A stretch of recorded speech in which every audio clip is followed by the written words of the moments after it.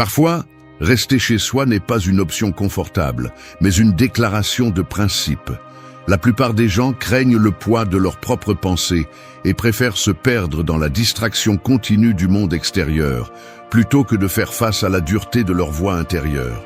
Mais il y a une vérité peu populaire. Se retirer volontairement du tumulte exige plus de caractère que de céder au courant social. Le stoïcisme l'a compris depuis des siècles. Si tu n'es pas capable d'être avec toi-même, tu ne seras jamais vraiment libre.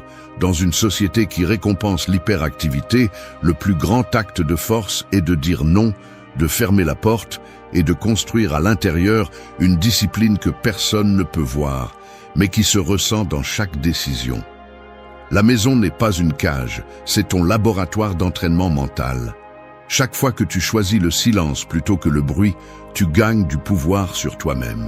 Rester chez soi avec intention n'est pas un abandon, c'est affiner le caractère et filtrer l'essentiel. C'est cesser d'hypothéquer ton énergie dans des relations vides et des dépenses émotionnelles inutiles. Seul celui qui ose s'isoler un temps comprend le coût psychologique de fuir soi-même. La véritable indépendance commence lorsque tu n'as plus besoin de valider ta vie devant qui que ce soit. Tout ce qui brille à l'extérieur n'est pas croissance, et la maîtrise de soi ne se négocie pas. Si tu cherches la clarté, la force et le contrôle, tu dois apprendre à être présent dans ton propre espace. Aujourd'hui, je vais te montrer pourquoi se retirer chez soi n'est pas une fuite, mais une stratégie de pouvoir. 1. Fais du silence ton allié quotidien. Tu te lèves et alors que le soleil se lève à peine, le téléphone sonne déjà, des notifications arrivent, la télévision murmure en arrière-plan et, en ouvrant la fenêtre, le trafic envahit l'air avec des klaxons et des moteurs. La routine moderne commence ainsi, des stimuli qui s'immiscent à chaque instant, remplissant la maison avant que ton esprit puisse décider quoi faire de cette journée. Il est facile de se laisser emporter par ce courant, de se perdre dans le bruit, de réagir au lieu de choisir. Mais il existe une ressource que la plupart méprisent, bien qu'elle puisse te transformer, le silence. Ce n'est pas seulement l'absence de mots, mais cet espace où ton attention cesse d'être colonisée par le monde. Lorsque tu décides de rester chez toi et que tu éteins la télévision, que tu mets ton téléphone en silencieux, que tu t'assois sans musique de fond, une gêne presque physique apparaît, comme si quelque chose te manquait. C'est la dépendance que tu as au bruit pour ne pas te confronter à toi-même. Ce premier moment de silence pèse, il est inconfortable, voire agaçant. Mais c'est là que commence le vrai travail. La plupart des gens évitent le silence parce qu'il révèle ce qui est en attente. Dans ce vide, émergent les pensées que tu as remises à plus tard, les émotions que tu as étouffées avec des activités. Ta tête commence à fabriquer des excuses, cherche des distractions, se souvient des choses à faire qui pourraient t'attendre. C'est le filtre qui déforme ta perception de toi-même, la peur de rester seul avec tes idées. Cependant, le stoïque comprend que ce malaise initial est le signe qu'il est sur la bonne voie. Il ne s'agit pas de fuir le monde, mais de reprendre le contrôle sur ce que tu laisses entrer dans ton esprit. Chaque fois que tu choisis le silence, tu entraînes ton attention comme quelqu'un qui renforce un muscle qui était atrophié depuis longtemps. Tu n'as pas besoin d'une retraite à la montagne, il te suffit de fermer la porte et de rester immobile quelques minutes. Tu commences à remarquer des détails que tu ignorais auparavant. Le son de ta respiration, le frottement des vêtements, le rythme de tes propres pensées. Le silence te permet de voir le mécanisme mental qui te pousse à fuir, à chercher une validation à l'extérieur, à hypothéquer ta paix pour l'approbation des autres. Chez toi, sans distraction, tu peux observer ces impulsions sans bouger.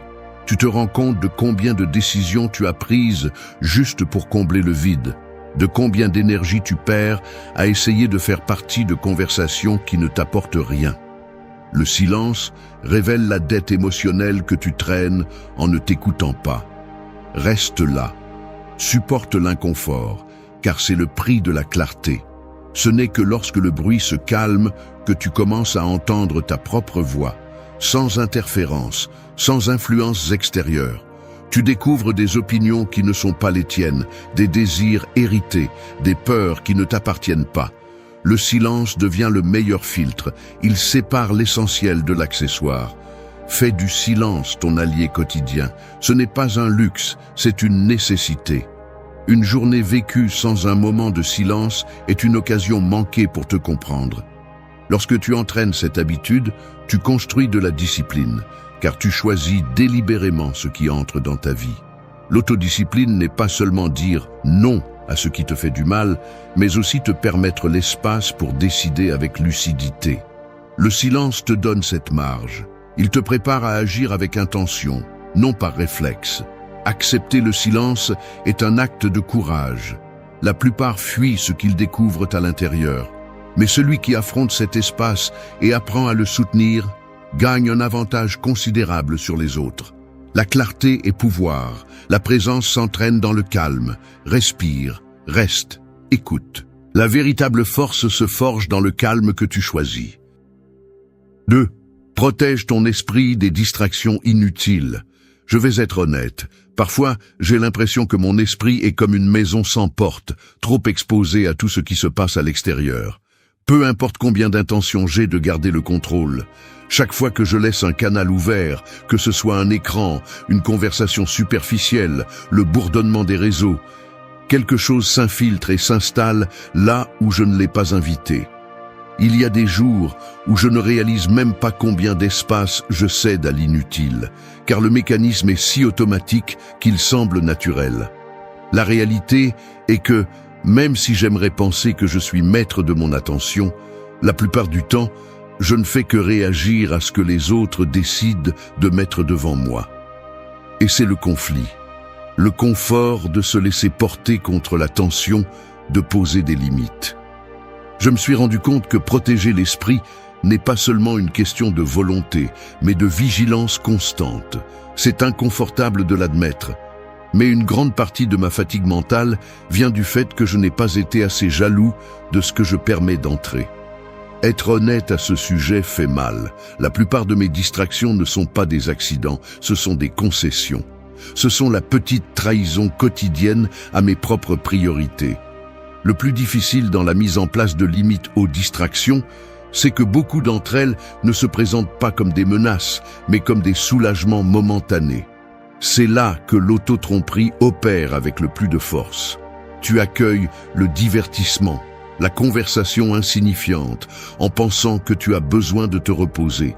Mais ce que tu fais réellement, c'est hypothéquer ta clarté en échange de quelques minutes d'anesthésie mentale. Mon esprit cherche des excuses. Juste quelques vidéos, répondre rapidement à ce message, vérifier une fois de plus. Mais je sais qu'il y a derrière chaque concession une facture qui s'accumule.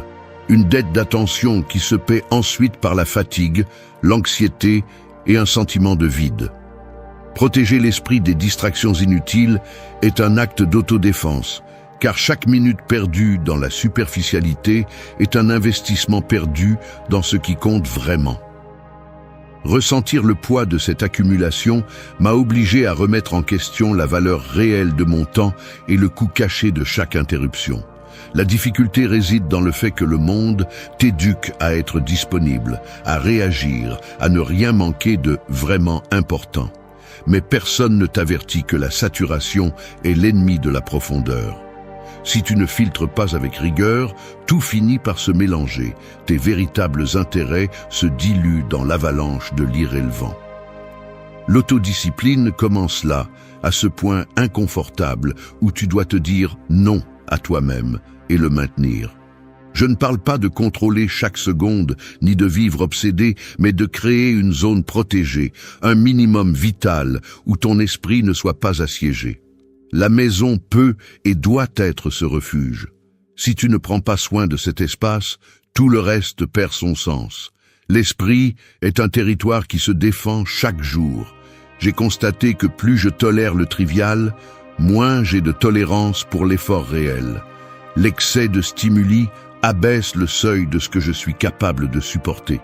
De petites distractions érodent de ma capacité de concentration, comme des gouttes qui usent la pierre. Ce n'est pas seulement une question de productivité, mais de dignité personnelle. Il est facile de laisser la journée se remplir d'interruptions et, à la fin, de se sentir épuisé sans avoir avancé dans l'essentiel. C'est pourquoi protéger l'esprit n'est pas un luxe, c'est un devoir. La clarté a un prix. Maintenir la porte fermée à l'inutile, même si cela fait mal, même si c'est tentant de céder. Personne ne te rendra l'attention que tu offres. Cette phrase, je la répète quand je sens que l'énergie s'échappe par des fuites invisibles. Le caractère se construit dans les petites décisions, dans ces moments où tu choisis l'important, même si cela signifie te tenir à l'écart de la conversation, même si on te considère comme distant ou ennuyeux. Je préfère l'inconfort de la solitude à l'anesthésie collective de la distraction.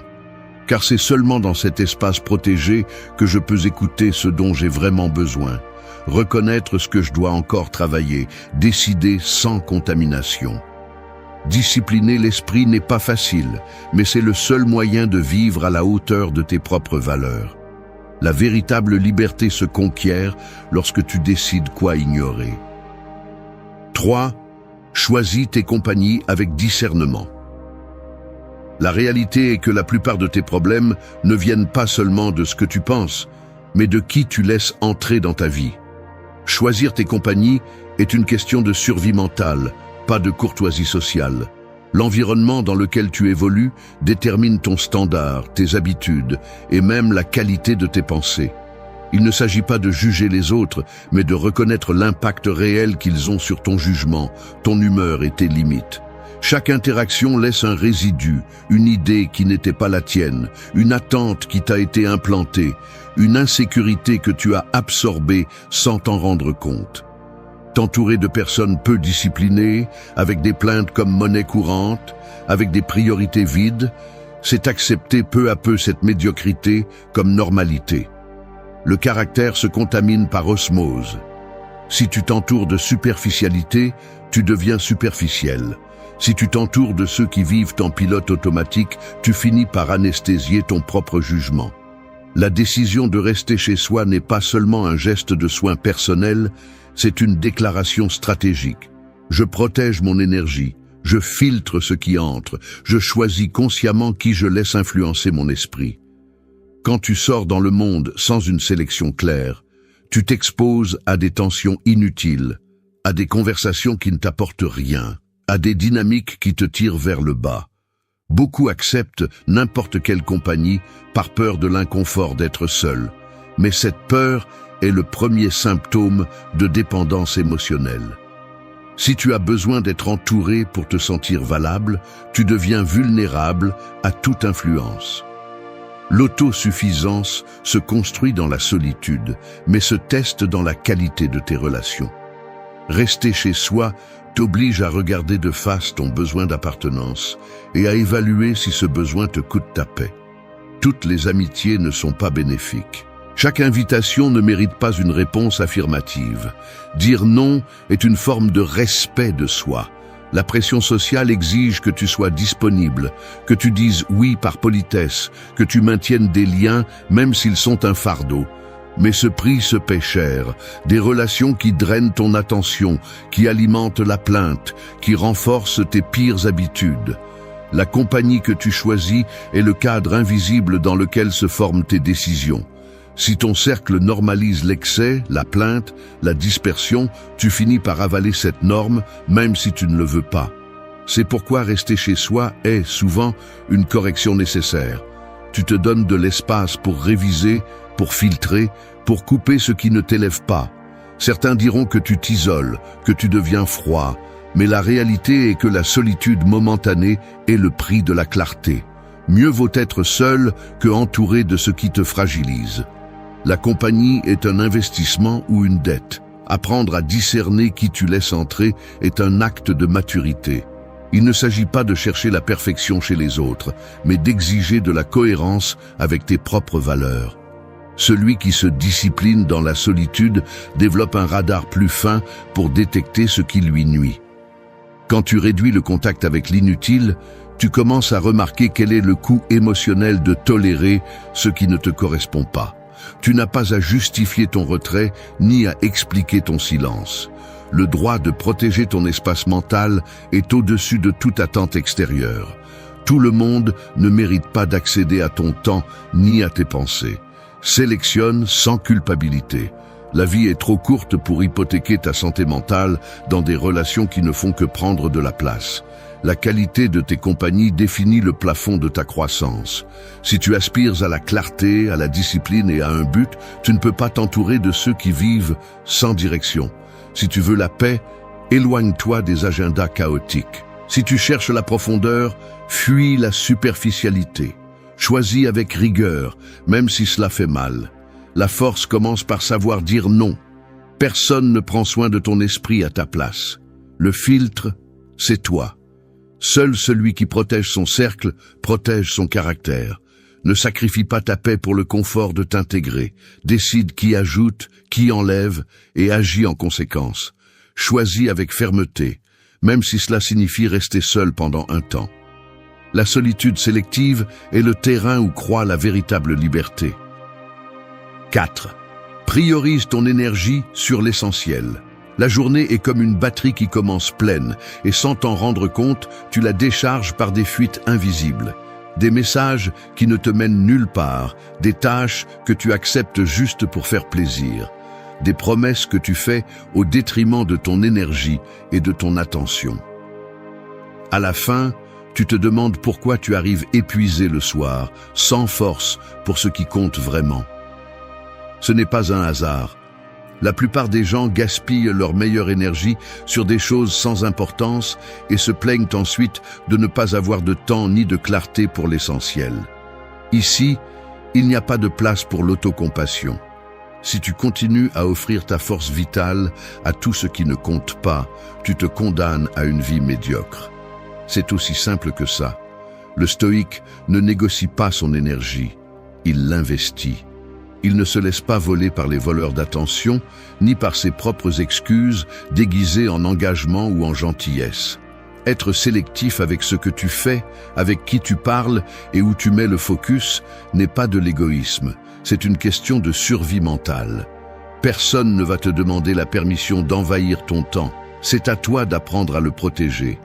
Rester chez soi n'est pas fuir, c'est fermer le coffre-fort où tu gardes ce qu'il y a de plus précieux. Ta capacité à décider. Là, loin du bruit, tu peux voir avec une brutalité honnête où s'en va ta vie. As-tu vraiment besoin de vérifier chaque message dès qu'il arrive?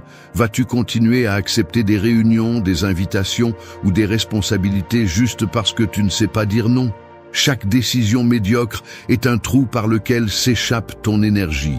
Le plus grand auto-illusion est de croire que tu peux tout gérer, qu'un peu de dispersion ne fait pas de mal. Faux. L'épuisement est cumulatif et le prix, c'est toi qui le paies, pas ceux qui exigent ton temps. La discipline ne se mesure pas par le nombre d'activités qui remplissent ta journée, mais par la qualité de ce que tu choisis de soutenir. Plus ton focus est essentiel, plus ton caractère devient puissant. La dispersion est la marque de la faiblesse. Il faut le dire clairement, se laisser emporter par l'urgence est le piège de ceux qui n'atteignent jamais l'important. Le monde t'applaudit pour être occupé, mais ne te prévient pas du prix que tu paies en but et en direction. L'autodiscipline n'est pas seulement une question de volonté, mais d'intelligence stratégique. Tu ne peux pas donner le meilleur de toi-même si tu passes ta vie à éteindre des feux étrangers. Et non, ta valeur ne se mesure pas au nombre de choses que tu as ouvertes en même temps. Le véritable respect de soi se démontre dans les renoncements quotidiens, dans la capacité de s'éloigner de l'accessoire, même si tout le monde insiste sur le fait que ce n'est pas grave pour un petit moment de plus. Celui qui dit oui à tout finit vide, amer et sans direction. Le secret réside dans la priorisation stricte, sans sentimentalité. Tout ne mérite pas ton énergie. Il y a des engagements qui n'existent que parce que tu n'oses pas déranger. Il y a des activités qui te maintiennent occupé juste pour t'éviter le vide, de faire face à l'essentiel. Le caractère se fracture chaque fois que tu choisis le facile plutôt que l'important. L'excellence n'est pas un accident, c'est la conséquence d'un filtre implacable. La maison, bien utilisée, est ce champ d'entraînement où tu apprends à distinguer ce qui ajoute de ce qui draine. L'énergie que tu économises dans le trivial se multiplie dans le transcendant. C'est la loi. Il n'y a pas d'accomplissement significatif si tu te dépenses dans ce que n'importe qui peut faire. Si tu choisis l'essentiel, ta présence pèse plus, ta parole vaut plus et ton avancement est réel. Ne te trompe pas, personne ne va prioriser à ta place. Si tu n'es pas brutalement honnête avec ce que tu choisis, le monde le fera pour toi et son agenda ne sera jamais le tien. Chaque fois que tu dis non à ce qui est superficiel, tu renforces le muscle de l'autodiscipline. Chaque fois que tu renonces à la fausse urgence, tu reprends le pouvoir sur ta vie. L'énergie est limitée, la gaspiller est l'acte le plus coûteux que tu puisses commettre. Assez d'excuses, la vie se raccourcit à chaque choix sans importance. Si tu veux de la clarté et de la force, investis ton énergie uniquement dans l'essentiel.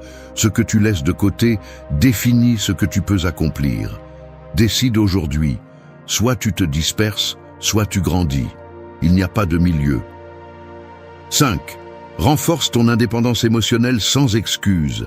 La dépendance émotionnelle est la chaîne la plus lourde que tu traînes sans t'en rendre compte. Il suffit de regarder les gestes quotidiens, l'impulsion de vérifier ton téléphone en attendant une réponse, le tic nerveux quand personne n'écrit, l'anxiété qui monte lorsque les notifications s'éteignent. Tu es assis sur le canapé, la lumière tamisée dessine le contour de meubles statiques, et pourtant, le silence ne suffit pas. Tu veux que quelqu'un te confirme que tu existes, que ta présence compte. Tu regardes par la fenêtre, tu vois les lumières de la rue, la vie qui continue dehors, et à l'intérieur, cette petite voix s'active, exigeant de la validation, te poussant à chercher chez les autres le sens ou le soulagement. C'est ainsi que fonctionne le mécanisme. Chaque fois que tu ne supportes pas ton propre espace, tu entraînes le besoin d'approbation, de compagnie, de stimulation externe. C'est une dette émotionnelle qui ne se termine jamais de se rembourser, car le solde dépend de facteurs que tu ne contrôles pas. L'attention des autres, leurs mots, leurs gestes, leur humeur. Les jours passent et tu réalises que le prix est élevé. Tu ne peux pas choisir clairement, car chaque décision est filtrée par la peur de perdre l'acceptation ou de rester à l'écart. Mais l'indépendance émotionnelle ne se construit pas au milieu des foules, ni avec des opinions empruntées. Elle se forge dans ce cadre simple où tu restes seul, assis chez toi, sans distraction ni témoin. L'horloge marque chaque minute, la pièce semble plus grande et l'air paraît plus dense. Il n'y a pas d'applaudissements, pas de like, pas de garantie que quelqu'un pense à toi à ce moment-là. C'est la véritable épreuve, tolérer cette solitude jusqu'à ce qu'elle cesse d'être une punition et devienne ta zone d'entraînement. Renforcer ton autonomie émotionnelle, c'est littéralement cesser d'hypothéquer ton estime de soi dans des actions, des gestes ou des mots d'autrui.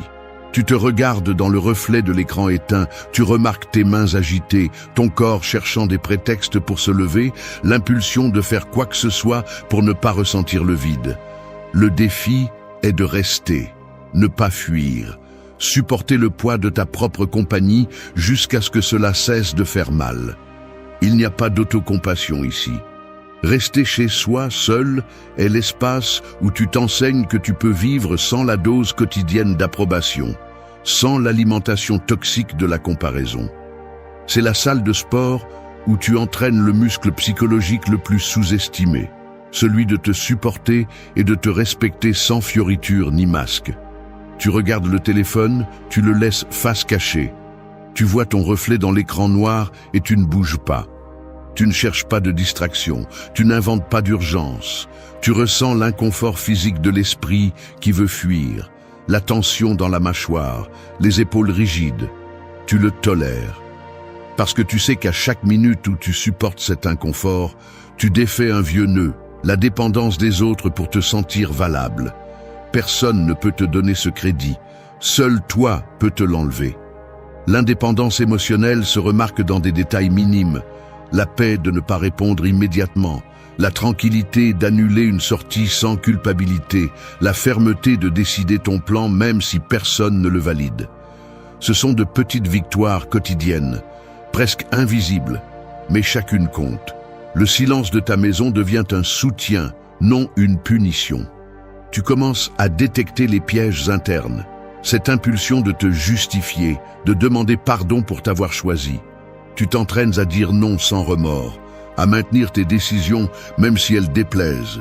La solitude cesse d'être un vide et se transforme en un champ fertile où grandit la véritable liberté. C'est ainsi que se construit le caractère, en supportant ton propre regard, en supportant le poids de ne pas être compris, en acceptant que ta valeur ne dépend pas de l'écho externe. L'indépendance émotionnelle n'est pas négociable, elle se défend ou se perd. Personne ne peut vivre ta vie à ta place. La véritable maturité est de ne pas demander la permission d'être qui tu es. 6. Améliore tes compétences dans ton propre espace. Assis devant n'importe quelle table, avec la lumière de midi entrant paresseusement par la fenêtre, tu ouvres ton ordinateur portable et tu fais face à ce document en attente. Il n'y a personne pour te surveiller, personne n'attendant des résultats immédiats, juste le silence et la responsabilité de te conformer à toi-même. L'environnement est familier, presque trop confortable, et c'est là que surgit la première résistance. La tentation de procrastiner, de te lever pour chercher quelque chose dont tu n'as pas besoin, de te distraire avec n'importe quelle excuse. La maison est témoin de tes tentatives ratées et de tes petits succès. Mais surtout, c'est l'espace où il n'y a pas de masque, juste toi, ta volonté et la réalité nue de ta discipline. Il est facile de sous-estimer la valeur de pratiquer dans ton propre espace, mais la vérité est que c'est là que se révèle le véritable calibre de ton caractère. Quand les applaudissements extérieurs s'éteignent et que personne ne te regarde, chaque minute investie dans l'amélioration compte double, car personne ne te récompense ni ne te gronde. Seul toi peux te donner le crédit ou le reproche. Le mécanisme mental est clair et brutal. Si tu n'avances que lorsque quelqu'un te regarde, tu es esclave de la reconnaissance. Mais quand, entre quatre murs, tu choisis d'apprendre quelque chose de nouveau, de perfectionner une compétence ou d'approfondir ta propre pensée, tu forges une indépendance que le monde ne peut pas te ravir. Il est inconfortable de l'admettre, mais la plupart ont délégué la motivation aux attentes des autres. C'est pourquoi le véritable défi commence quand tu décides de grandir dans la solitude, sans spectateur. La maison devient un laboratoire. C'est là que se testent la constance et l'honnêteté, c'est là que l'on mesure combien de ton effort est authentique et combien n'est qu'une façade. Il n'y a pas d'échappatoire. La qualité du travail que tu fais dans ton espace privé définit ton standard, car personne ne va te corriger ni célébrer tes progrès à ta place. L'autodiscipline se manifeste dans ces heures grises, où la seule pression est celle que tu te dois à toi-même. Entraîner des compétences chez soi exige un type de force qui ne s'apprend pas à l'extérieur, celle de maintenir l'intérêt sans stimuli immédiat, de tolérer l'ennui initial jusqu'à le transformer en amélioration réelle. Le monde te vend l'idée que les grands progrès nécessitent des scénarios spectaculaires. Mais la vérité est que l'excellence se forge dans des répétitions anonymes, dans des tentatives ratées que seul toi observes. Chaque fois que tu répètes un exercice, chaque fois que tu corriges une erreur, chaque fois que tu t'obliges à terminer ce que tu as commencé, même si personne ne le remarque, tu renforces le muscle invisible de l'autodirection. Ce que tu es capable de faire quand personne ne te demande rien, c'est ce que tu es vraiment. Il ne suffit pas d'avoir de bonnes intentions ou des discours internes motivants. Ce qui compte, c'est le travail silencieux, celui qui s'accumule et, avec le temps, te différencie des autres. Il n'est pas surprenant que les plus disciplinés recherchent délibérément des espaces d'isolement. Ils savent que c'est là que le caractère se façonne, loin de la validation immédiate. À la maison, sans la pression d'impressionner qui que ce soit, tu as l'opportunité d'échouer sans jugement, de corriger sans peur et d'apprendre avec honnêteté. La véritable croissance n'est jamais confortable. Elle coûte toujours plus que ce que tu veux admettre. Elle exige toujours de supporter l'inconfort de l'effort sans témoin. Mais c'est là que se fixe la différence. Celui qui supporte l'inconfort de l'apprentissage en solitude maîtrise ensuite l'art d'agir avec confiance sous n'importe quelle pression. Personne ne voit ton entraînement, mais tout le monde remarque les résultats. Le travail invisible est celui qui compte. Chaque minute de pratique en silence est un investissement dans ton avenir.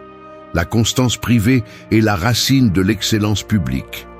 Ce que tu fais quand personne ne regarde te définit. Il n'y a pas de raccourci. Soit tu entraînes le muscle de l'amélioration dans ton propre espace, soit tu te résignes à dépendre toujours de l'élan des autres. La véritable force ne se mesure pas à ce que tu peux faire devant les autres, mais à ce que tu t'exiges sans témoin. La maison, si tu la choisis bien, est le meilleur terrain d'entraînement pour ton caractère. Rends-le inconfortable, rends-le intentionnel. Chaque répétition, chaque minute de concentration, chaque effort soutenu compte. À la fin, le standard que tu te fixes chez toi est le même que tu porteras dans le monde. La discipline privée est la base d'une présence publique puissante. Entraîne-toi en silence, grandis en privé et laisse les résultats parler quand le moment sera venu. 7. Apprends à valoriser la solitude constructive. Je vais l'admettre, parfois la solitude ne me semble pas un mérite, mais plutôt une punition auto-imposée. Il y a des jours où je ressens le poids d'être avec moi-même comme une sorte de condamnation silencieuse, comme si le fait de rester chez moi était un signe qu'il me manque quelque chose, ou que je suis en train de rater ce qui se passe dehors. Mais si j'analyse cela avec froideur, ce que je ressens vraiment, c'est la peur d'affronter le vide, de me retrouver sans prétexte, de découvrir de quoi je suis fait quand personne d'autre ne tient la scène. La solitude, si on ne lui donne pas de sens, se transforme en cet espace inconfortable où les insécurités et les doutes prennent de l'ampleur. Cependant, je sais aussi que c'est là que se joue la partie la plus pertinente de l'autodiscipline, savoir être seul et ne pas dépendre d'aucune distraction. La véritable valeur de la solitude ne réside pas dans l'isolement, mais dans la possibilité de l'utiliser comme un outil de construction personnelle, non pas comme un refuge, ni comme une punition, mais comme un laboratoire où se filtrent et se raffinent les intentions, les objectifs et les limites. En décomposant les causes, l'habitude de fuir la solitude vient d'un conditionnement social profond. Depuis notre enfance, on nous entraîne à associer le fait d'être seul à un manque, un échec ou une exclusion. L'idée s'installe que tu n'es précieux que si tu fais partie de quelque chose, si tu as des projets, si tu maintiens ton agenda rempli. Mais ce récit est un piège psychologique. Il t'oblige à chercher constamment de la validation et te vole le contrôle de tes propres processus internes. La conséquence est que tu ne développes jamais de tolérance au vide. Tu n'entraînes jamais la capacité de t'écouter sans filtre et tu finis par confondre ta valeur avec la quantité de stimuli ou de compagnie. C'est un mécanisme qui érode l'autonomie et déforme la perception de la solitude, la faisant apparaître comme un symptôme de faiblesse au lieu d'une opportunité stratégique. La décision de valoriser la solitude constructive implique un changement de perspective radical. Cesser de la voir comme un état transitoire qu'il faut remplir rapidement et commencer à la comprendre comme un terrain fertile, une sorte de salle d'opération où tu peux observer, sans pression extérieure, les fractures et les réussites de ton caractère. Dans cet espace isolé du jugement des autres, tu as la liberté brutale d'analyser tes véritables motivations, d'identifier les concessions que tu fais par peur et, surtout, de découvrir à quel point ta volonté dépend encore de facteurs externes. C'est inconfortable parce que personne n'applaudit ce travail, mais en termes stoïciens, la solitude est la salle d'entraînement où se forge la maîtrise de soi. Si tu ne supportes pas ta propre présence, comment vas-tu affronter le monde avec intégrité? La solitude bien utilisée t'oblige à être sincère sur tes priorités et tes carences. Le silence devient une sorte de radiographie. Il te montre où tu cèdes sous pression, où tu procrastines par peur et de quelle manière tu t'auto-illusions pour éviter l'effort réel. Là, il devient évident à quel point ta discipline est authentique et combien elle est une façade maintenue par le regard des autres. Tu apprends à distinguer entre les véritables besoins et les désirs fabriqués par l'habitude de plaire. C'est un audit émotionnel constant. Ce n'est que dans ce retrait volontaire que tu peux identifier quelles pensées te sont propres et lesquelles répondent à des attentes extérieures. La solitude, loin d'être une condamnation, devient un avantage stratégique. C'est là que tu filtres, sélectionnes et affines qui tu vas être quand tu sortiras dans le monde. Valoriser la solitude constructive est, au fond, un acte de rébellion et de maturité. Tu ne cèdes pas à la pression d'être disponible. Tu ne te plies pas à l'anxiété d'appartenir. Tu décides d'investir du temps dans ta propre clarté et ta force. Personne d'autre ne le fera pour toi. La solitude ne te diminue pas, elle te préserve. En elle, tu deviens maître de tes décisions et protecteur de ton énergie. Une phrase à graver: celui qui apprend à être seul n'est jamais orphelin de lui-même. Et une autre: la solitude est le filtre où se distille le caractère. Il ne s'agit pas de t'isoler du monde, mais de construire une base interne si solide qu'aucune foule ne puisse te déstabiliser. Entraîner la solitude, c'est investir dans l'autonomie et la liberté. Sans cet entraînement, tout le reste n'est qu'une façade. 8. Utiliser le retrait pour gagner en clarté intérieure. Personne ne veut l'admettre, mais la raison principale pour laquelle vous restez bloqué n'est pas le manque de temps, ni le stress, ni même l'environnement.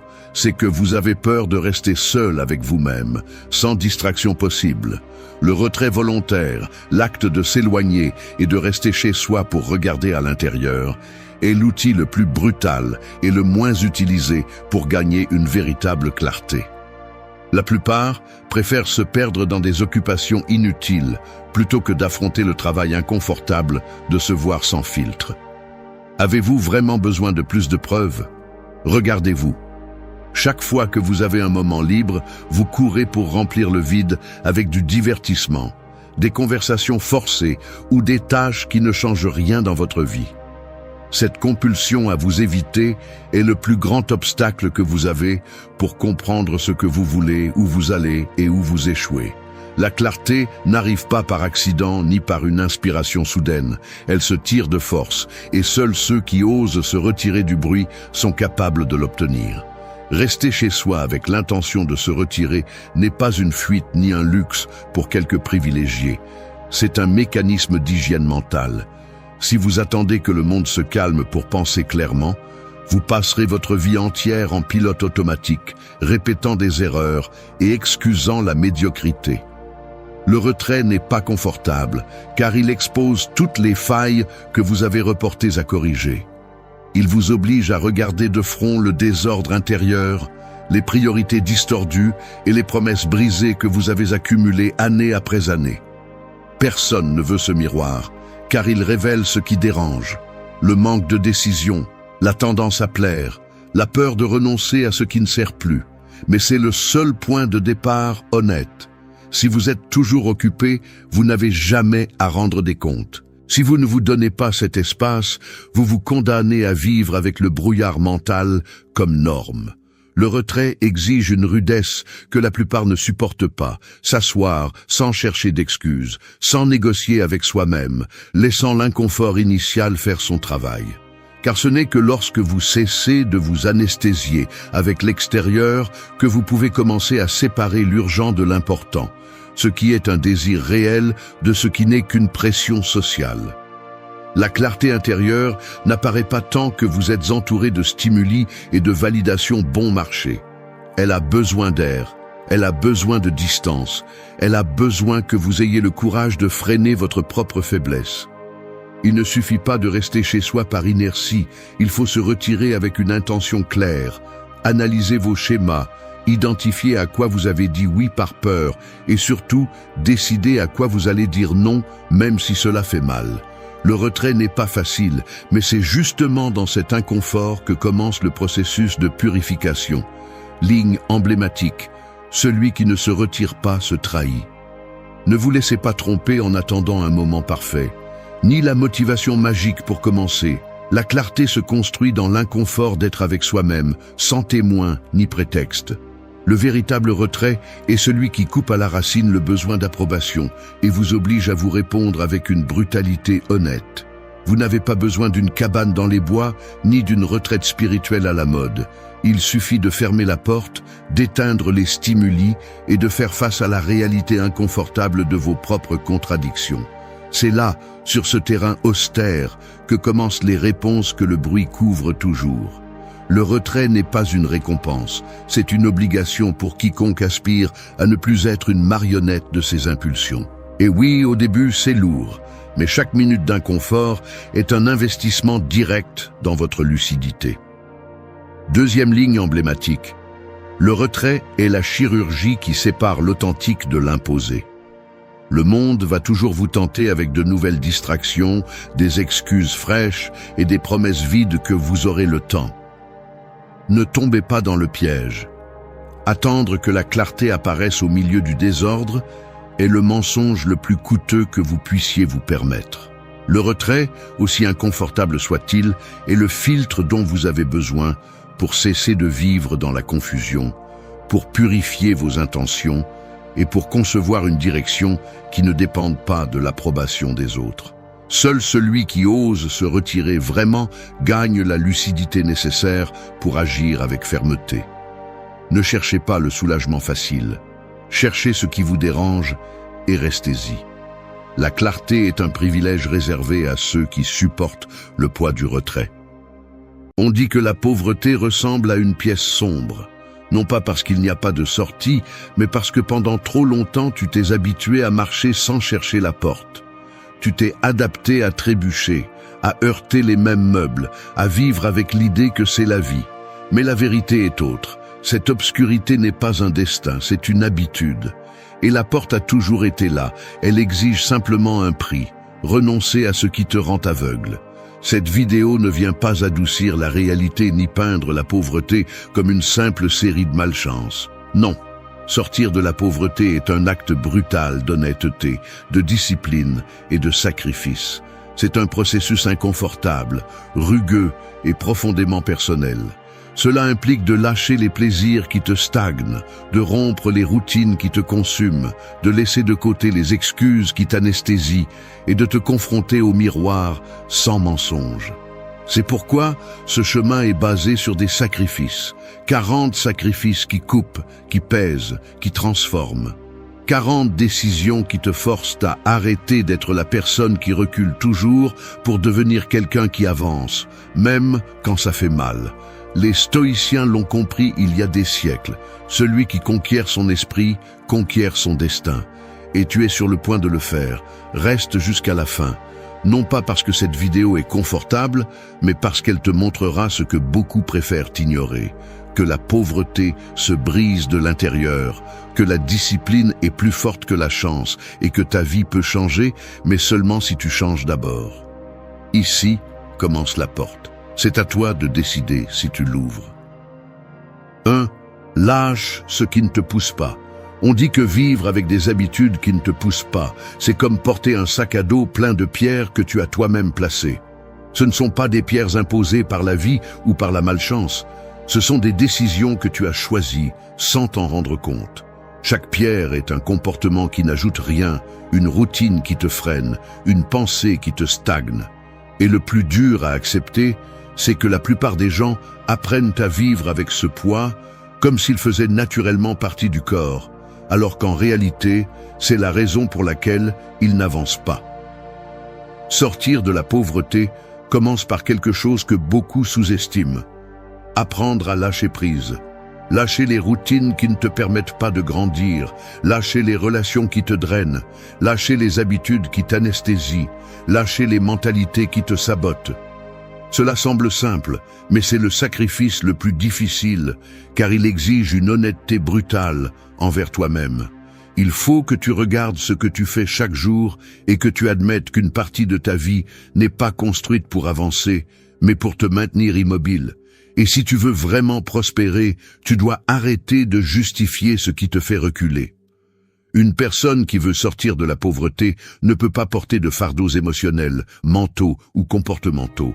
Elle ne peut pas continuer à justifier son impulsivité, son désordre, sa procrastination, sa dépendance au plaisir immédiat ou sa peur de déranger. Tout cela est du poids mort. Tout cela est une vie qui tourne en rond. Lâcher ce qui ne te pousse pas signifie prendre des décisions inconfortables qui nécessitent du caractère, car personne ne prospère en restant accroché à ce qui le stagne. Et c'est là que réside la dureté du processus. Il ne s'agit pas de faire plus, mais d'arrêter de faire ce qui te coule. Les stoïciens l'ont compris avec une précision absolue. Ils disaient que la liberté ne commence pas lorsque tu acquiers plus de choses, mais lorsque tu te détaches de ce qui te contrôle.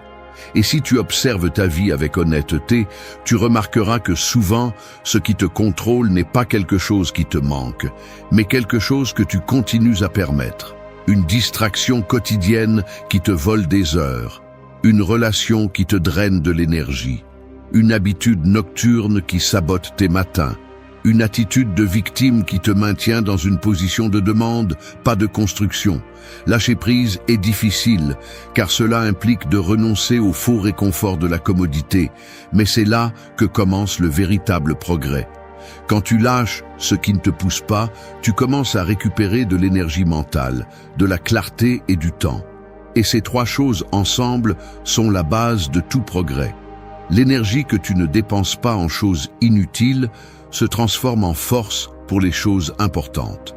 La clarté que tu obtiens en te débarrassant du bruit te permet de voir des chemins qui semblaient impossibles auparavant.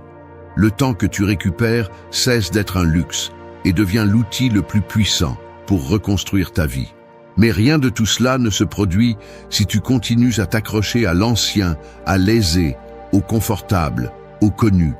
Lâcher ce qui ne te pousse pas n'est pas une jolie phrase, c'est un ordre direct pour toi. Examine ta vie avec froideur et demande-toi quelles habitudes, personnes, pensées ou lieux t'ont freiné pendant des années. Ensuite, prends la décision que tu as toujours repoussée. Tu n'as pas besoin de crier, de te battre ou de faire du drame. Tu as juste besoin de lâcher en silence, d'avancer avec détermination et de laisser ta nouvelle discipline parler pour toi. La pauvreté se nourrit de tout ce qui te stagne. La richesse commence le jour où tu décides de laisser ce poids derrière toi. 2. Réduisez l'oisiveté inutile. L'oisiveté inutile fonctionne comme des sables mouvants. Au début, elle semble douce, confortable, voire relaxante. Vous vous asseyez dessus en pensant que vous vous reposez un moment et qu'il ne se passe rien. Mais plus vous restez là, plus vous vous enfoncez sans vous en rendre compte. Le piège est silencieux. Il ne fait pas mal et n'attaque pas de front, il vous vole simplement la vie goutte à goutte. Lorsque vous voulez réagir, vous êtes déjà enfoncé jusqu'à la taille en demandant du temps, de l'énergie ou de la motivation que vous avez vous-même laissé échapper. Sortir de la pauvreté exige une guerre frontale contre cette oisiveté déguisée en repos. Je ne parle pas du repos nécessaire, ni des activités qui nourrissent votre esprit, je parle de cette consommation automatique qui vous vide de l'intérieur. Des heures entières sur les réseaux sans but, des conversations qui ne mènent nulle part, des distractions qui se sentent méritées, mais qui en réalité vous écrasent pendant que vous souriez sans vous en rendre compte. Ce n'est pas du divertissement, c'est une fuite d'énergie constante qui vous empêche d'avancer. Réduire l'oisiveté inutile ne signifie pas devenir une machine sans émotion, cela signifie se réveiller. Cela signifie admettre qu'une grande partie de votre temps est perdue dans des actions qui ne vous construisent pas. Et le plus dur est que souvent, vous utilisez cette oisiveté pour échapper à votre vie, pas pour l'améliorer. Vous fuyez vos responsabilités, vos peurs, votre inconfort. Cette voix intérieure qui vous dit que vous pouvez faire plus, mais que vous avez la flemme d'écouter. L'oisiveté inutile est un refuge confortable qui devient une prison. Les stoïciens en ont parlé très clairement. Ils disaient que le temps est la possession la plus précieuse que vous avez, car une fois qu'il est parti, il ne revient pas. Vous pouvez perdre de l'argent et le récupérer. Vous pouvez perdre des opportunités et en créer de nouvelles, mais le temps s'évapore et il n'y a ni philosophie ni miracle qui puisse vous le rendre. C'est pourquoi ils insistaient sur le fait de vivre avec intention. Essayez de changer votre vie tout en gaspillant votre temps sur ce qui vous éteint est comme vouloir traverser une rivière en portant des sacs de sable mouillés. La charge vous enfonce et vous ne vous rendez même pas compte que c'est vous qui l'avez rempli. Lorsque vous réduisez l'oisiveté inutile, quelque chose de puissant se produit. Vous récupérez des heures dont vous ne saviez même pas que vous disposiez. Vous commencez à sentir que votre journée a de l'espace, que vous pouvez avancer sans cette sensation de vivre en courant. Vous vous rendez compte que vous n'étiez pas fatigué, vous étiez saturé. Et en enlevant cette saturation, votre esprit respire. Vous commencez à avoir une clarté sur ce que vous voulez, sur ce qui vous convient et sur ce que vous devez éliminer pour y parvenir. La vie cesse de se sentir comme un fardeau et devient un projet que vous construisez pas à pas. Réduire l'oisiveté inutile vous oblige également à affronter ce que vous évitiez. Quand vous n'avez plus de distraction pour vous anesthésier, vous êtes obligé de travailler sur vous-même, sur vos objectifs, sur vos peurs.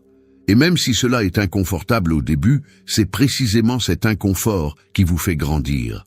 Vous cessez de réagir comme quelqu'un qui tue simplement le temps et vous commencez à agir comme quelqu'un qui l'utilise. Et cette simple différence sépare ceux qui restent coincés de ceux qui avancent. Posez-vous cette question sans filtre. Combien d'heures de votre vie s'échappent chaque jour sans vous donner rien en retour? Y répondre honnêtement peut faire mal, mais c'est le premier pas vers le changement. L'oisiveté inutile est une pauvreté silencieuse. Elle vous vole sans que vous protestiez. Réduisez son espace et vous remarquerez quelque chose d'impressionnant. Votre énergie monte, votre discipline augmente, votre esprit devient plus fort. Votre vie commence à prendre forme. Parce que quand vous arrêtez de perdre du temps, vous commencez à construire votre destin. 3. Embrasse l'inconfort. Traverser une zone d'inconfort ressemble à entrer dans de l'eau froide. Tes premières secondes sont de la résistance pure. Ton corps se tend, ton esprit crie pour que tu sortes, que tu retournes à la chaleur, que cela n'a aucun sens de supporter cela. Mais si tu restes un peu plus longtemps, quelque chose change. Ton corps s'adapte, ta respiration se stabilise, et tu découvres que l'inconfort ne tue pas, il transforme seulement. Et c'est exactement la leçon que la plupart rejettent. L'inconfort est la porte que tout le monde veut éviter, mais c'est la seule qui mène vraiment à une autre vie. Sortir de la pauvreté n'est pas une question de motivation, c'est une question de supporter ce que tu as toujours fui. Les personnes qui prospèrent ne le font pas parce que c'est facile pour elles, mais parce qu'elles ont entraîné leur esprit à avancer même quand quelque chose les dérange. Elles ont appris à se lever tôt même si leur corps demande 5 minutes de plus, à affronter des conversations difficiles même si elles font mal, à apprendre de nouvelles compétences même si elles se sentent maladroites au début. Ce n'est pas du talent, c'est la capacité de rester là où les autres s'enfuient. L'inconfort est la frontière qui sépare ceux qui changent de ceux qui stagnent. Si ta vie n'est pas comme tu le souhaites, c'est probablement parce que tu as choisi le confort trop de fois. Tu as choisi de ne pas essayer pour ne pas échouer. Tu as choisi des distractions pour ne pas ressentir de pression. Tu as choisi le silence pour ne pas affronter les problèmes. Tu as choisi la routine pour ne pas faire face à l'inconnu. Et chaque fois que tu as choisi le confort, tu as payé un prix.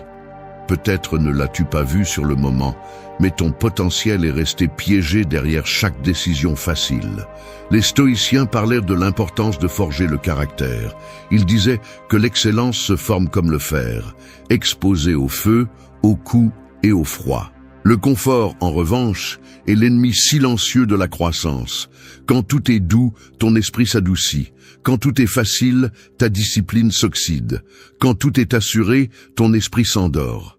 En revanche, l'inconfort te réveille. Il te force à être présent.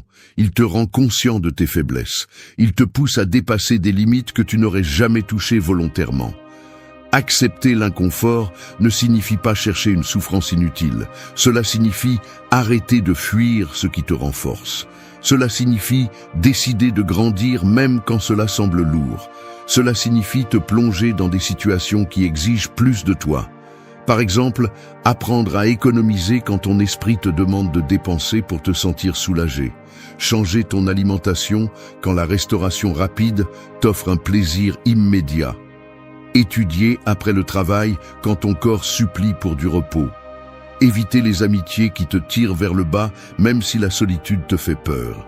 Ce sont de petites batailles qui, ajoutées, construisent un caractère capable de soutenir une vie meilleure. Quand tu embrasses l'inconfort, quelque chose en toi se réveille. Ton esprit cesse de négocier avec toi. Ton corps cesse de te gouverner. Ta volonté se renforce. Tu découvres que beaucoup des limites que tu croyais réelles n'étaient que de la résistance mentale. Tu marches avec plus de détermination. Tu prends des décisions que tu évitais auparavant. Tu deviens quelqu'un qui agit même quand il n'en a pas envie.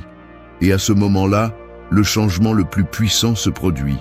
Tu te rends compte que l'inconfort ne te retient pas. Il te libère. Pose-toi cette question avec une sincérité absolue. Combien d'opportunités as-tu perdues simplement parce qu'elles te dérangeaient? Combien de fois as-tu dit « demain » parce qu'aujourd'hui tu avais la flemme?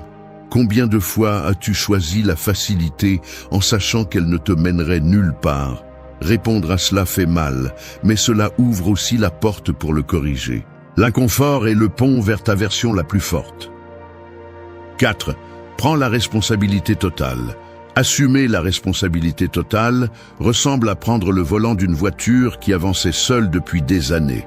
Au début, tu ne sais pas si tu as le contrôle, tu n'es pas sûr que le chemin que tu suis est le bon et, pour être honnête, ça fait peur de réaliser que tu ne peux plus blâmer personne si tu dévies de la route. Mais quand tes mains se referment sur ce volant pour la première fois, tu ressens quelque chose que tu n'as pas ressenti depuis longtemps, le pouvoir, le vrai pouvoir, pas une illusion, le pouvoir de diriger, de corriger, d'accélérer et de transformer le cours de ta vie sans demander la permission à personne. Sortir de la pauvreté exige exactement cela, une responsabilité totale, pas partielle, pas conditionnée, pas partagée, totale. Cela signifie arrêter de blâmer tes parents, ton passé, ton pays, l'économie, ton ex, ton patron ou qui que ce soit que tu as utilisé comme bouclier pendant des années. Parce que chaque fois que tu blâmes quelque chose d'externe, tu te prives de force interne. C'est un acte silencieux qui t'affaiblit de l'intérieur. Il te fait sentir que tu n'as pas le contrôle, que tu ne peux rien changer, que c'est la vie que tu as reçue. Et cette pensée est pure pauvreté. La responsabilité totale ne signifie pas que la vie est toujours juste.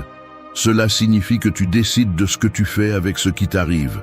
Peut-être es-tu né dans un environnement difficile, tu t'es entouré de gens qui ne t'ont pas soutenu, tu as fait des erreurs ou tu as souffert de choses que tu ne méritais pas. Tout cela est réel. Personne ne le nie. Mais si tu permets que cela détermine ton destin, alors tu as déjà perdu. La responsabilité totale n'efface pas ce qui s'est passé, mais elle te donne la force d'écrire ce qui suit. Les stoïciens parlaient de la différence entre ce qui dépend de nous et ce qui ne dépend pas. Cette distinction est la base de la liberté. Ce qui ne dépend pas de toi peut faire mal, peut être inconfortable, peut te retarder, mais ne peut pas te détruire à moins que tu ne lui donnes ton pouvoir. Ce qui dépend de toi, en revanche, c'est tout ce qui peut te faire avancer. Tes décisions, ta discipline, ton état d'esprit, tes habitudes, ta réponse face à la difficulté, ta capacité à agir même quand tu as peur. La responsabilité totale te force à observer ta vie avec une crudité que peu de gens sont prêts à supporter. Elle te force à admettre que beaucoup de tes routines, tu les as choisies, que beaucoup de tes résultats sont le fruit de tes décisions, que ton manque de progrès n'est pas dû à la malchance, mais à un manque de direction, que tes mauvaises habitudes ne sont pas apparues seules, tu les as nourries. Et oui, ça fait mal de l'accepter, mais cette douleur est le début du changement. Le déni te stagne, la responsabilité te libère. Quand tu assumes la responsabilité totale, quelque chose change dans ton regard. Tu n'attends plus que quelqu'un vienne te sauver, tu commences à te sauver toi-même. Tu ne demandes plus d'opportunités, tu les crées. Tu ne dépends plus de la motivation externe, tu développes la discipline interne. Tu ne cherches plus de coupables, tu cherches des solutions. La vie cesse de se sentir comme une tempête qui te pousse d'un côté à l'autre et commence à se sentir comme un bateau que tu diriges, même si la mer est agitée. Assumer la responsabilité totale signifie aussi abandonner les excuses. Toutes, même celles qui semblent valides, même celles qui t'ont accompagné pendant des années. Une excuse peut sembler logique, mais elle te laisse toujours au même endroit. La responsabilité, en revanche, te force à bouger, elle te force à agir, elle te force à t'améliorer. Et c'est pourquoi elle transforme ta vie. Aucun changement profond ne se produit tant que tu continues à justifier ce qui te détruit ou à blâmer ce que tu ne peux pas contrôler. Pose-toi cette question sans filtre. Si ta vie était aujourd'hui le résultat direct de tes décisions, sans facteurs externes, en serais-tu fier? 5. Ordonne et maîtrise ton esprit. Avoir un esprit désordonné ressemble à essayer de construire une maison sur un terrain rempli de décombres. Peu importe combien tu t'efforces de poser de nouvelles briques ou de concevoir des plans parfaits, rien ne tient. Tout vacille, tout s'effondre. Le problème n'est pas la construction, c'est le sol. C'est la réalité de beaucoup de gens. Ils veulent avancer, ils veulent grandir, ils veulent prospérer. Mais leur esprit est plein de bruit, d'inquiétudes inutiles, de pensées répétitives, d'impulsions incontrôlées et d'une voix intérieure qui sabote chaque tentative d'amélioration. Sortir de la pauvreté exige un esprit ordonné. Pas parfait, ordonné. Un esprit qui peut écouter, analyser et décider sans être pris en otage par le chaos interne. Un esprit capable de voir des opportunités là où il ne voyait auparavant que des problèmes. Un esprit prêt à se concentrer sans se laisser distraire par les déchets émotionnels ou mentaux. Parce que même si cela semble dur, personne ne prospère tant que son esprit est en guerre avec lui-même. Maîtriser ton esprit ne signifie pas éteindre tes émotions ni devenir quelqu'un de froid. Cela signifie cesser d'être l'esclave de tes impulsions. Cela signifie apprendre à penser avant d'agir. Cela signifie cesser de réagir par habitude et commencer à répondre avec conscience. C'est un entraînement silencieux que peu de gens font, mais qui change tout. Ta vie est un reflet direct de ta façon de penser, et si ton esprit est un désordre, ta vie le sera aussi. Les stoïciens comprenaient que l'esprit est le champ de bataille le plus important. Ils disaient que tu ne peux pas contrôler le monde, mais tu peux contrôler ton interprétation du monde. Et cette interprétation définit ton destin. Si ton esprit est dominé par des pensées négatives, des peurs irrationnelles, des croyances limitantes ou des dialogues internes destructeurs, chaque décision que tu prends sera contaminée. Et même si tu travailles dur, tu avanceras lentement parce que ton principal ennemi ne sera pas à l'extérieur. Il sera à l'intérieur de toi. Ordonner l'esprit commence par quelque chose de simple mais de puissant. L'observer. Observer ce que tu penses sans laisser ces pensées te dominer. Voir quelles idées tu répètes quotidiennement. Remarquer quelles phrases internes te tirent vers le bas. Identifier quelles peurs tu as traînées pendant des années et que tu n'as jamais remises en question. Le désordre mental naît de l'absence de conscience, mais une fois que tu vois le chaos, tu peux le nettoyer. Ensuite, vient la maîtrise. La maîtrise implique de remplacer les pensées faibles par des pensées fortes. Elle implique de remettre en question chaque excuse qui apparaît dans ton esprit. Elle implique de démonter des croyances comme « je ne peux pas »,« ce n'est pas pour moi »,« je ne suis pas fait pour ça »,« c'est comme ça que je suis ». Rien de tout cela n'est réel. Ce ne sont que des phrases que tu as accumulées sans t'en rendre compte et que tu répètes parce que ton esprit s'est habitué à la facilité, pas à la justesse. La maîtrise mentale exige de la discipline, de l'inconfort, de répéter de nouvelles façons de penser jusqu'à ce que ton esprit comprenne que c'est toi qui commandes, pas lui. Ordonner et maîtriser ton esprit change ta vie parce que cela fait de toi quelqu'un de difficile à abattre. Les difficultés continuent d'apparaître, mais elles ne te brisent plus. Les commentaires négatifs arrivent, mais ils ne te définissent pas. Les peurs sont toujours présentes, mais elles ne te paralysent plus. Le chaos externe n'a plus de pouvoir parce qu'à l'intérieur règne la clarté. Et avec la clarté, tout objectif est atteignable. Pose-toi cette question avec une totale sincérité. Quelle est la propreté de ton esprit? Combien d'espace occupe la peur, la comparaison, la culpabilité, le doute ou l'autosabotage? Combien de bruit interne te maintient distrait, fatigué ou perdu? Tout ce que tu n'ordonnes pas à l'intérieur se transforme en obstacle à l'extérieur. Si tu veux changer ta vie, commence par nettoyer ton propre esprit. 6. Choisis la discipline plutôt que le plaisir. Poursuivre le plaisir immédiat ressemble à acheter des feux d'artifice. Ils brillent fort quelques secondes, puis te laissent dans l'obscurité, avec de la fumée dans l'air et les mains vides. La discipline, en revanche, est comme allumer une lampe à huile. Elle n'éblouit pas au début, mais elle éclaire plus loin, dure plus longtemps et finit par guider tout ton chemin. Et c'est la vraie différence entre ceux qui avancent et ceux qui restent coincés dans la même vie pendant des années. Certains choisissent des éclats momentanés, d'autres choisissent une lumière constante. Sortir de la pauvreté exige un changement brutal dans ta hiérarchie de décision. Pendant trop longtemps, beaucoup de gens ont mis le plaisir avant le progrès. Dormir plus au lieu d'étudier. Dépenser impulsivement au lieu d'économiser. Chercher du divertissement au lieu d'apprendre. Choisir le confort plutôt que l'effort.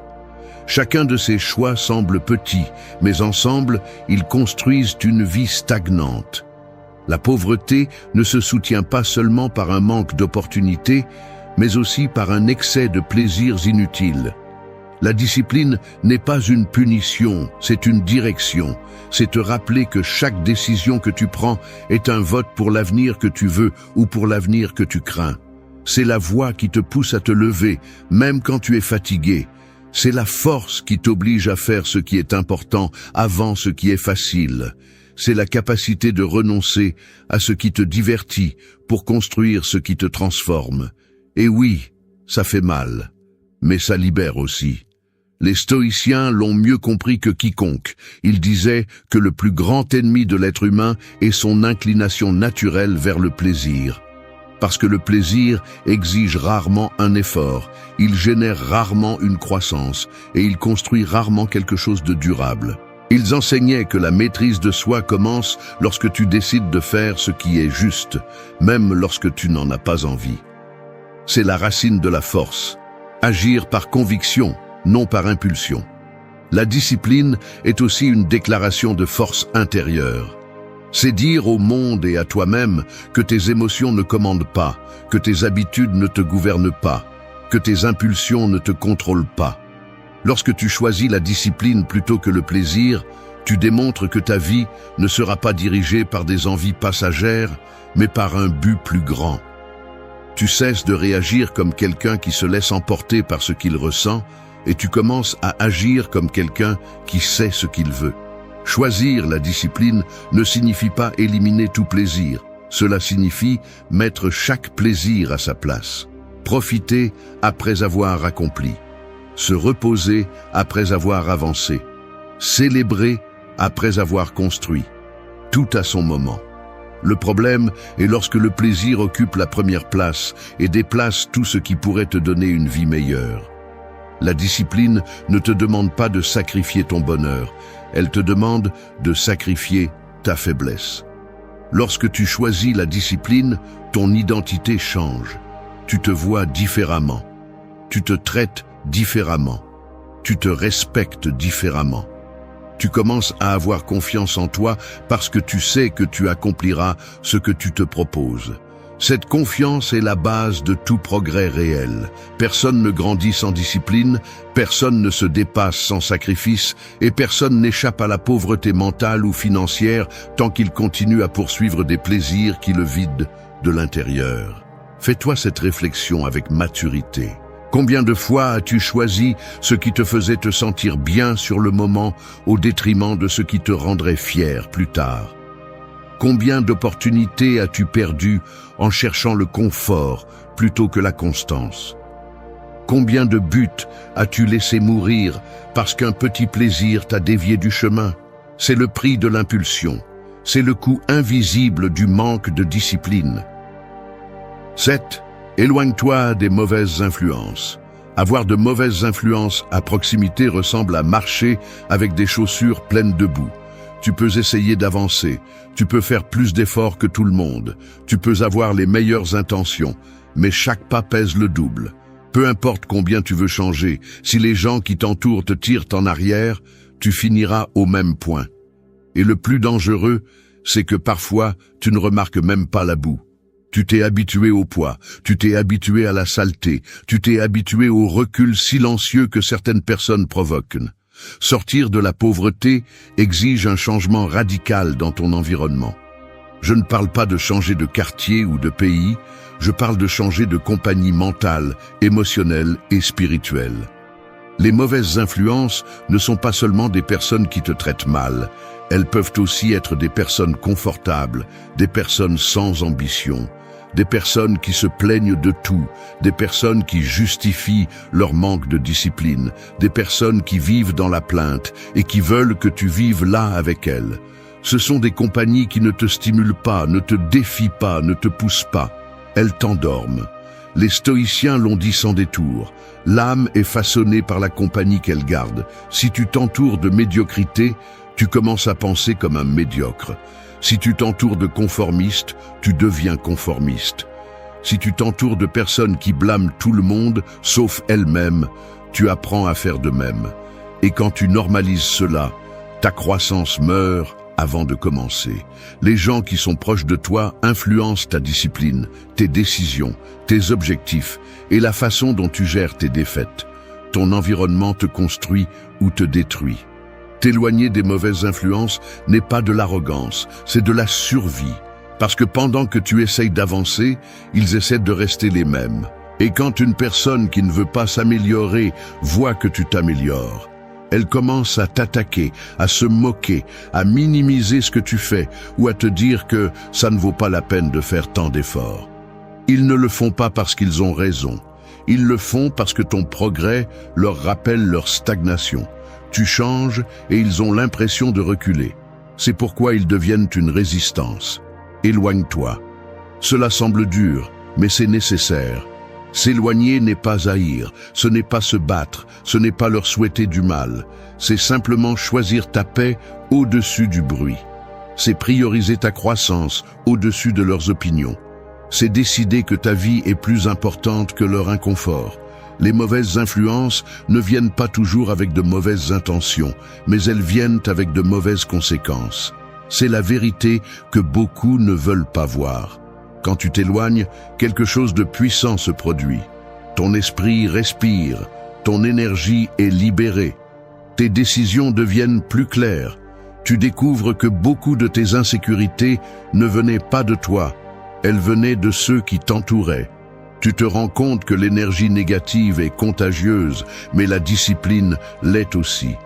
Et quand tu libères de l'espace, de nouvelles personnes apparaissent. Des personnes concentrées, disciplinées, responsables. Des personnes qui t'inspirent au lieu de t'épuiser. Des personnes qui te poussent au lieu de te freiner. Des personnes qui ne t'envient pas, elles te respectent.